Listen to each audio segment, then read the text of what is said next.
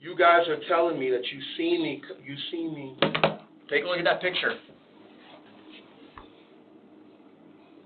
How does this show that this is me? That red mask is in your car. That backpack is in your car. The shoes that you have on right now are the same shoes that we have in surveillance video. A man wearing all black, a red mask, black gloves, walks into the store. The same mask that you're described as you purchased for Publix work, the same gloves that we find in this vehicle that's seen a minute before the robbery, and a man of your size comes walking in. Tell me, like you said, there's no other cameras, there's no other cars that get captured. So you mean to tell me I'm the only person of this size and this height? The same night. So I went to a store on Red Bud Lake Road. This is exactly what I was telling you. You're not a good liar, unfortunately. So I went to a store. You can laugh. You can. No, laugh. I'm not laughing. I'm not laughing at that. You're so fidgety. You keep wiping your face, doing all this. Sir, I itch. Okay, that's fine. I itch. That's your body, like. No, that's not my body. I've been itching all of my life. My skin is dry. My legs are dry. Okay. I have an itching problem. Look, this is your opportunity because, unfortunately, which is a good thing, you're not a very good liar. You're a terrible liar. Get over it. We just want the truth. Every time we ask you a question, you're constantly repeating that question. And you're trying, that is your brain trying to formulate a response to the pictures, to the evidence that we're throwing at you. If I have to hear another outlandish, crazy thing of you trying to formulate of how you weren't there, but when we know you are there, then I'm done. Sir, you're telling, because I worked at a 7-Eleven. I'm not because I worked at a 7-Eleven, I walked in the place and I robbed that. This is 29-year-old Jeffrey Gaston. Jeffrey is currently being investigated for a series of armed robberies spanning 4 different counties within Florida. Despite his claims of innocence, detectives have gathered compelling evidence against him, which they utilize brilliantly. Surveillance footage reveals a vehicle that matched the exact make and model registered to Jeffrey. The perpetrator's attire closely mirrors that worn by him, and his distinctive physique aligns with the description provided by the witnesses. What makes this case particularly intriguing is his inability to refute the evidence presented against him, which detectives acknowledges and leverage accordingly. The drama began in September 2022, when police were notified that a local 7-Eleven convenience store had been robbed at gunpoint. When law enforcement arrived at the location, police noted that the suspect was quite distinguishable, as the cashier noted that the robber was well over 6 feet in height and was a quite larger male. After reviewing the surveillance footage, police were initially left with a still image of the suspect and were now on the lookout. Over the following month, a total of 4 additional 7-Eleven stores were targeted in similar armed robberies, with the perpetrator bearing a striking resemblance to the suspect in the initial incident. The affected stores located at Almonte Springs, Oviedo, and Orlando collectively reported a theft of $1,300. The pattern of robberies eventually garnered the attention of the FBI, prompting collaboration with 4 separate police departments. Later that week, Jeffrey was apprehended at the 7-Eleven where he was employed and subsequently taken in for questioning. Hey, Jeffrey, right? Me? Yeah, you. Yeah, I'm Jeffrey.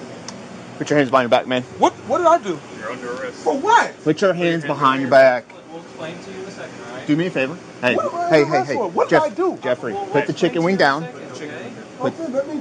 Just put it down on the counter. We'll wipe it up. Chris, you got cuffs. I'll explain to you in a second, all right? Yeah. What did I do? We're gonna. Hey, Jeffrey, take a deep You're breath. taking me to jail. What did I do? I'm at work. We're not taking you to jail. Yes, I am. Yes, you are. We're going to explain to you in a second. Give me another. What did I do? Grab You're it. taking me to jail. The interrogation begins with the entrance of 2 veteran detectives, which they employ a calculated, sympathetic demeanor designed to establish rapport and foster a sense of empathy with the suspect. Despite Jeffrey's claims that he's unaware why he's being questioned, his nonverbal cues, subtle shift in posture, and vocal intonation suggests otherwise. As detective gathers basic information, they reveal that he is currently detained and under police custody. I'm Detective Blackheart. I'm in the police department. We just kind of want to go over some things with why you're here and kind of what brought us to this situation, okay? Yeah. Do you have any idea of what's going on right now? No, I don't. Just got to get. I'm going to ask you some basic questions to get started, and then we'll kind of get into why we're here. Okay. How do you spell your name? Geoffrey. And Gaston. So you have no idea what's going on and why you're here? I don't, sir. Before we get into it, I have to read you your rights, just because at this point you're not free to leave, and I'm going to question you about some things. Am I under arrest? At this point, yes, we have an arrest warrant for you. Okay. Have you ever been read your rights before? Yes. Jeff, remember how earlier you had a bunch of questions for me? Yes. And how we wanted to have a conversation and kind of get all of this settled out so you can figure out what's going on? He just needs to do this so then we can go on and have that conversation. So what am I being arrested for? So once that's what I have to read once before we get into that. He's going to ask you questions. This is an open forum. This is your opportunity to explain everything. This is his opportunity to ask you questions. This is your opportunity to ask us questions. Okay. All right. So you have the right to remain silent. Do you understand? Yes. Detective begins to Mirandize the suspect, a mandatory requirement if they are to speak with Jeffrey on the matter. Jeffrey consents to waive his rights, allowing the interrogation to formally commence. The line of questioning quickly shifts to his employment history at various 7-Eleven locations, with particular emphasis on one site that had recently been a target of the robbery. All right. So with that being said, a couple of those ones are the stores that were actually hit with the robbery. So you're saying that I went inside of a store and robbed it? Yeah. Do you have any kind of records that you proving that you've been at work? Because you work nights, right? Yes. Do you have any proof of records of if you work in the nights of these robberies? And of course, I can get you the dates and all that.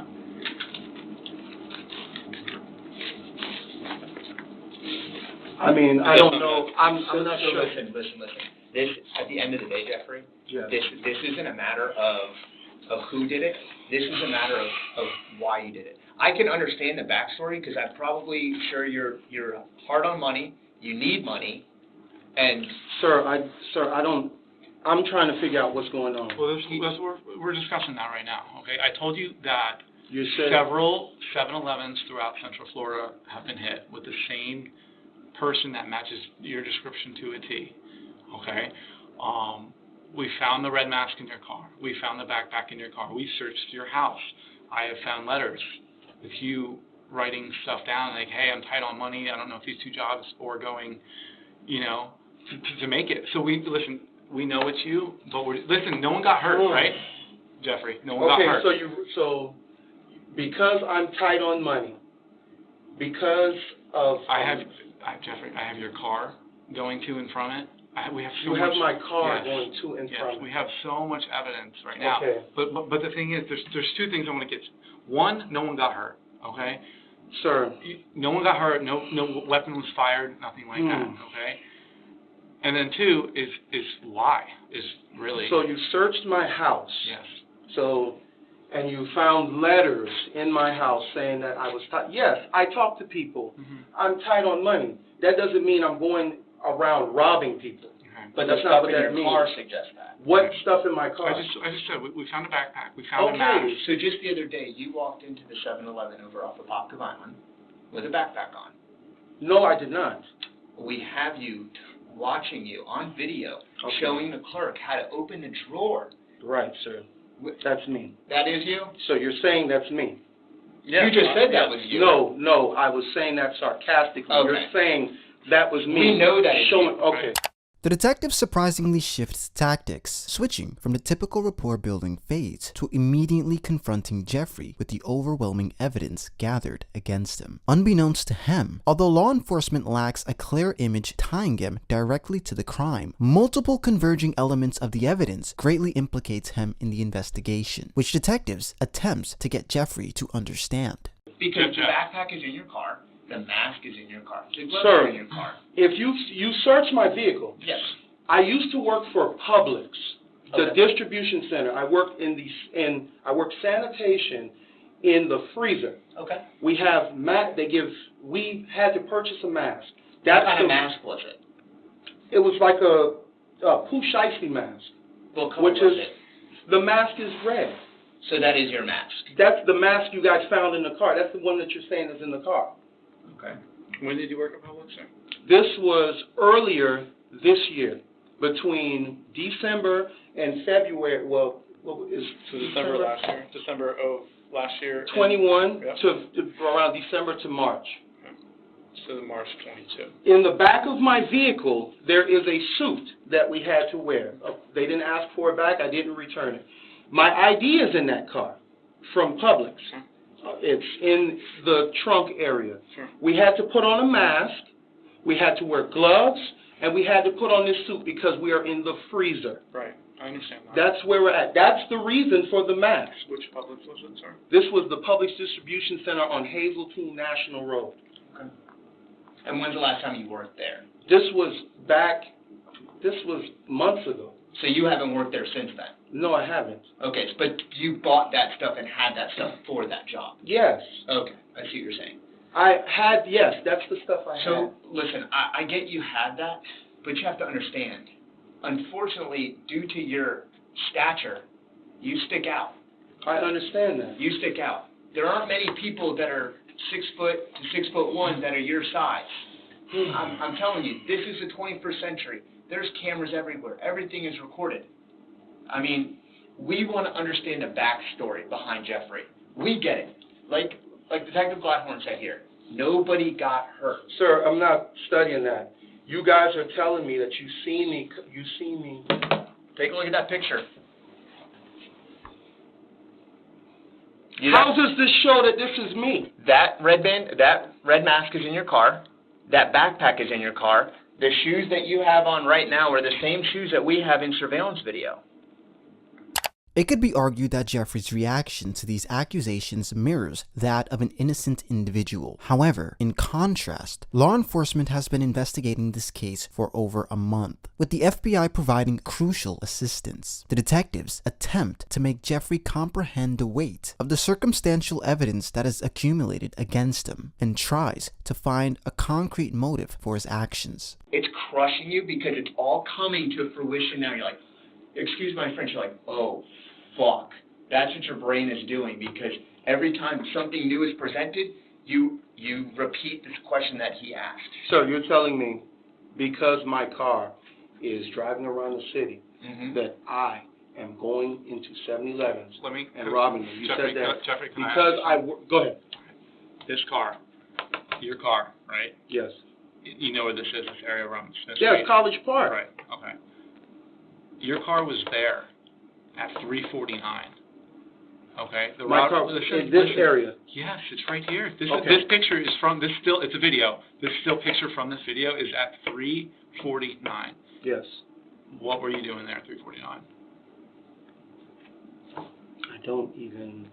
I'm not even sure. What day was this? This was on Wednesday, October 5th. Wednesday, So October 5th. today's Friday the 12th? Yes. Sorry, today's Friday the 14th. So 1 week and 2 days ago.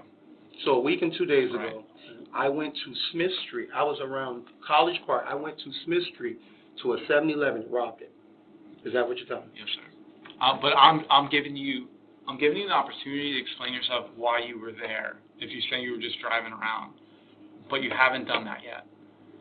Because our job at the end of the day is also, okay, if Jeffrey tells us he was doing something, our due diligence as detectives is, well, we're going to follow up on that and see if whatever you're telling us is true. Because also think, all of this is, we don't want you to be labeled as a liar, but with you telling us that and then we check it out and it doesn't add up, bro, the credibility goes stark down. We don't want that, because we want the story and everything to come from Jeffrey. We're not trying to, do that, but we want it the truth. Just think about that. The more you lie, the hole you're digging is going to get deeper, and the more your brain is going to try and formulate to get out of it. Think of this as the opportunity. You messed up. It is what it is. Nobody got hurt. At the end of the day, it is what it is. You're tight on money. You're in a tough spot in your life right now, and all you're trying to do is get money to probably survive. Do you help with rent at the house? No. Do you help with anything? Yes. Car payment. No, I don't have a car. What do you pay for at the house? Groceries? I pay for groceries and stuff like that, yes. So I can imagine, bro, this economy right now is sucks. It sucks. So I can understand The only thing that I can think about I was doing in this area was that I get on Mega Personals, and I, look for people to go and see. Okay. So that's the only reason that I would be over near this area. Now, as far as going into a place and robbing it, no. So do you have like messages or anything of the person you were trying to meet this night?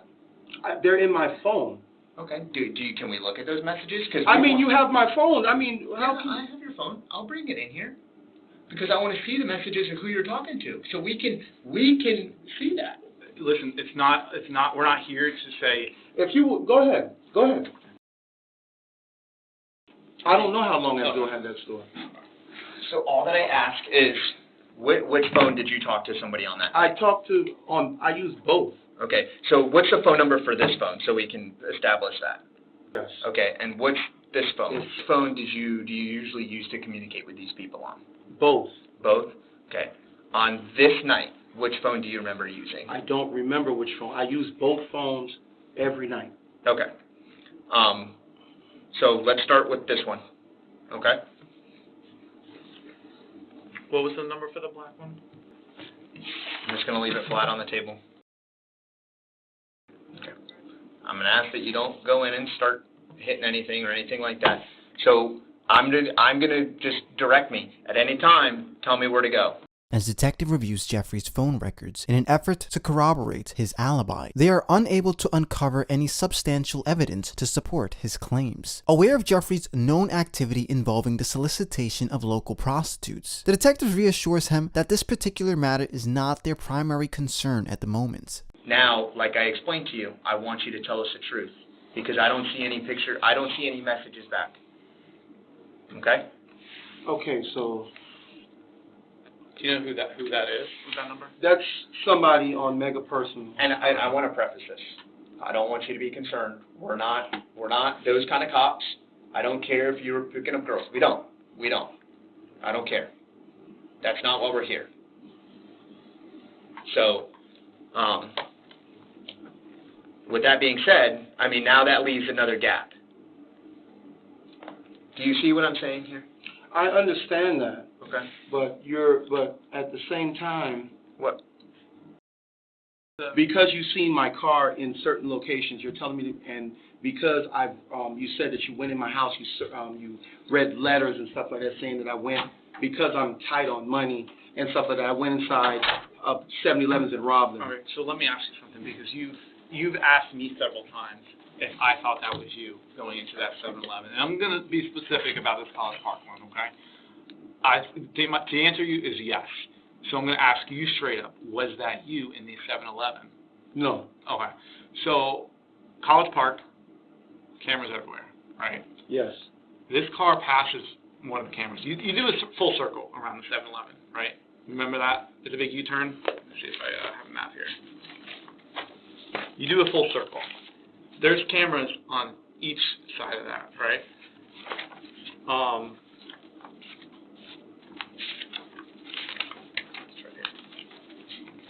We have you on all of them, man.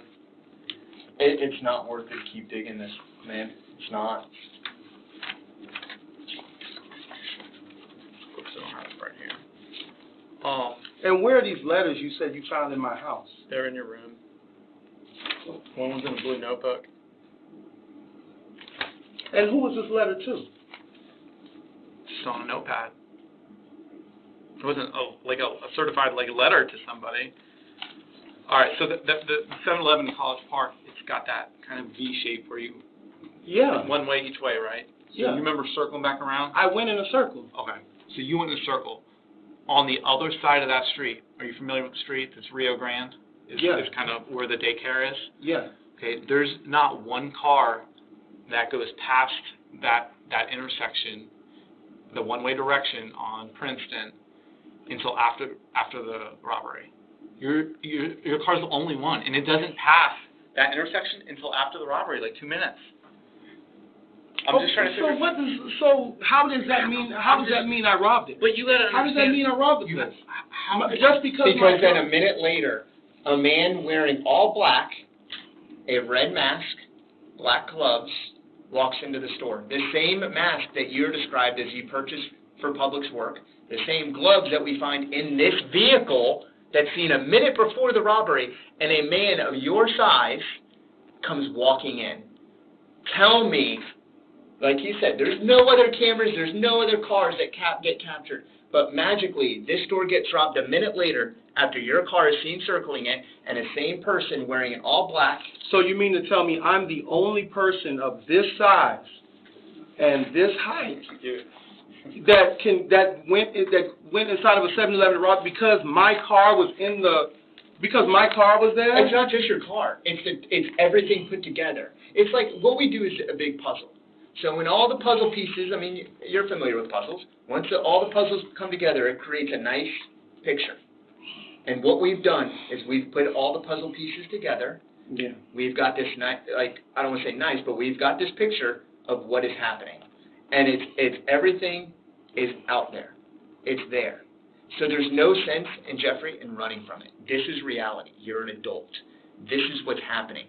How is Mama and how is Dad going to feel after all of this? I'm not concerned about that. I'm concerned about you saying that I went inside the 7-Eleven on Smith Street and robbed it. And then because you've seen my car, yes, my car went in a circle. I told you what I was doing. Of course, that's something I'm trying to keep discreet. I don't want nobody to know that. And I'm telling you what I did, and you're telling me because my car was in the area that I went inside of the store and robbed it. I'm the only person who is 6 foot, 6'1", and a big guy. Were you off that night, or were you working that night? And you said this was Wednesday? Wednesday, October 5th. Last Wednesday, last week. I didn't work. I think I worked. No. You were off. Okay. So this isn't just this one. We know on September 12th, you walked into the Apopka Vineland 7-Eleven, did the same thing. September 26th, you go to a store over in Altamont Springs. You then go to a store on Redbug the same night. The Redbug. The same night. So I went to a store on Redbug Lake Road. This is exactly what I was telling you. You're not a good liar, unfortunately. So I went to You can laugh. No, I'm not laughing. I'm not laughing at that.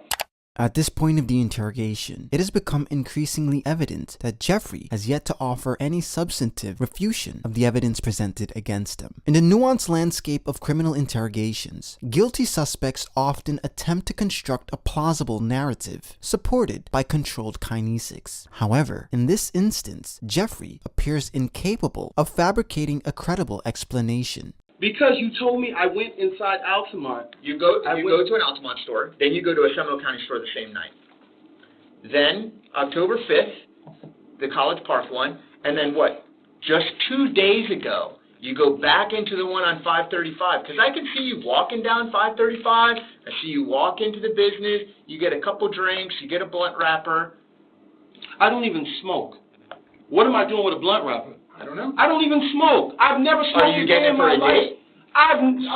Why were you down at Circle and driving around in that area? Circle and driving around in what area? By the 535 area. The 535 area. Why were you down there that night? I was down there because I was coming down I-4. Whenever I get tired, I stop somewhere and I sleep. Okay. So that's exactly what I did. I stopped somewhere and I sleep. I didn't walk inside the 7. I didn't even go inside the 7. So why would where did you stop and sleep? Yeah, perfect.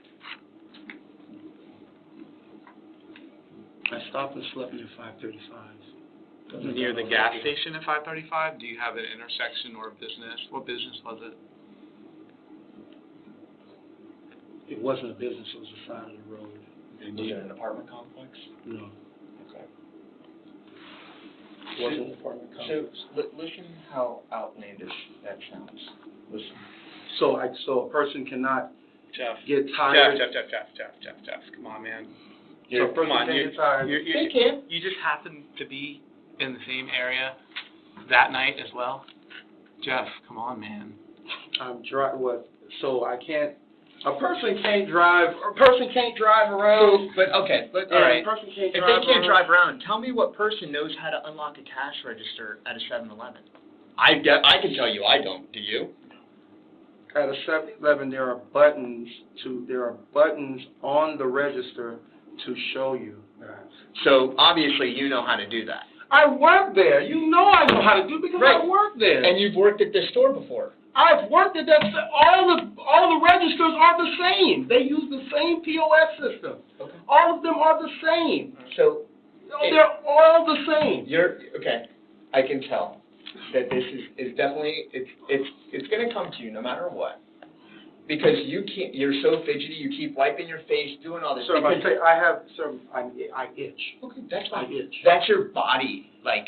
No, that's not my body. I've been itching all of my life. My skin is dry. My legs are dry. Okay. I have an itching problem. That's why I'm doing that. That's fine. It's not fidgety or anything like that. But I work at 7-Eleven. Right. So, of course, I know how to open the register.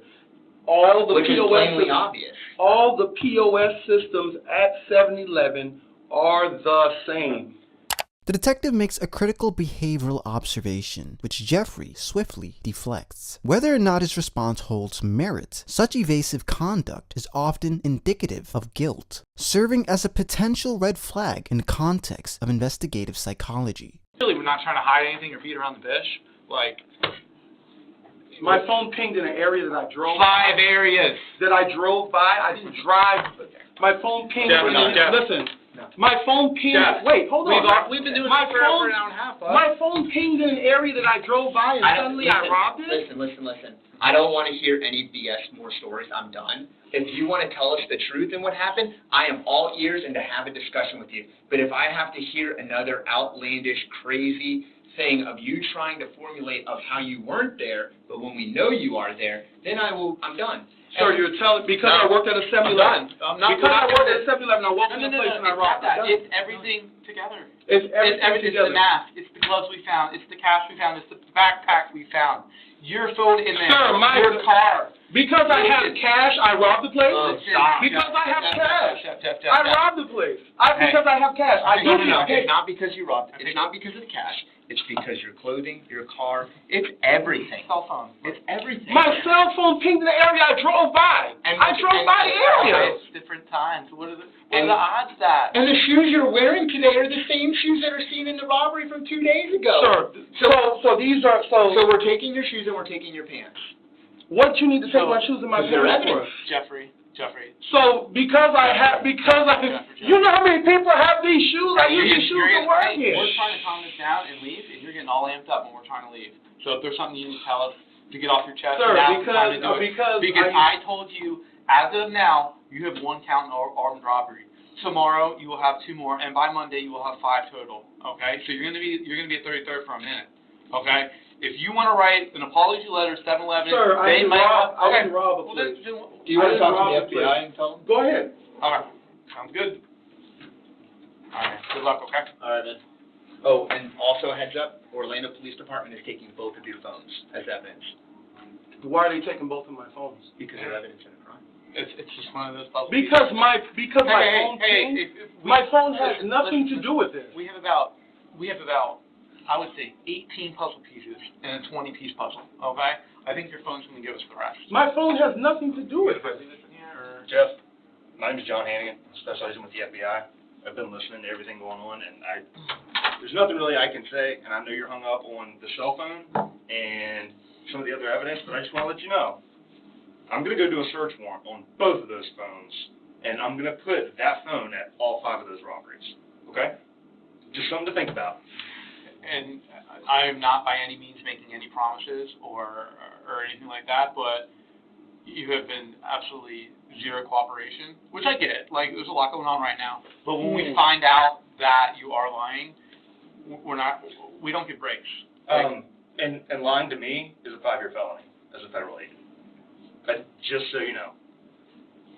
Assuming that they will not be making any progress as far as a confession, detectives decide to conclude the interrogation. On November 16, 2023, Jeffrey was formally indicted in federal court, where he soon would enter a guilty plea. U.S. District Judge Roy Dalton subsequently sentenced Jeffrey to 7 years in federal prison and was ordered to return the money that was stolen. He is to be released in 2030.